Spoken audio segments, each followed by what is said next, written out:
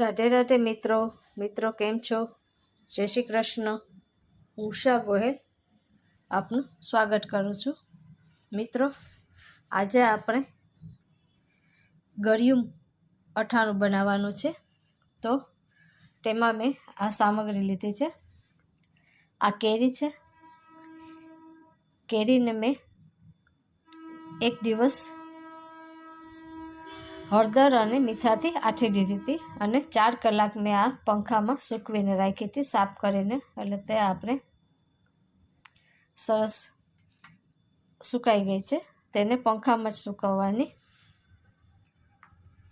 તડકે નહીં સુકવવાની, જેથી તે ચૈરી થઈ જશે.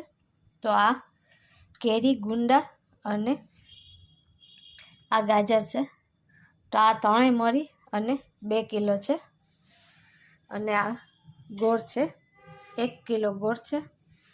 અને આ કિલો આચાર મસાલો છે, જે મસાલો મેં ઘરે જ બનાવ્યો છે. તો આમાં સૂકા લાલ મરચાં છે અને આમાં સિંગ તેલ છે. પણ સિંગ તેલ આપણે પહેલાં નહીં નાખીએ. અથાણામાં હંમેશા સિંગ તેલ જ નાખવાનું, તેથી તેનો સ્વાદ ખૂબ સરસ આવે છે. તો સૌપ્રથમ આપણે એક મોટું વાસણ લેશું. આપણે એક મોટું વાસણ લીધું છે. તેમાં આ બધા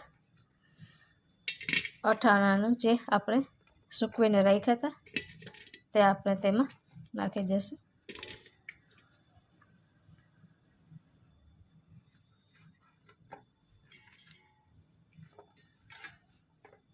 આ બધું આપણે આમાં નાખી દીધું છે, મિક્સ કરી દીધું છે.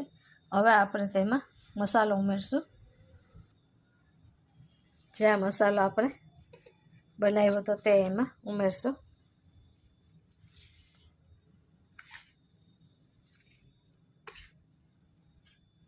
અને હલાવતા જશું.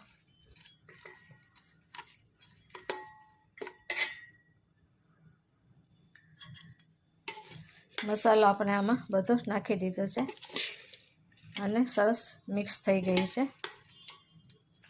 હવે આપણે આમાં ગોળ ઉમેરતા જશું, થોડો ધીમે ધીમે. આ ગોળને મેં આવી રીતે સુધારી લીધો છે. હવે એમાં આપણે આ 1 કિલો ગોળ ઉમેરશું અને તેને મિક્સ કરતા જશું.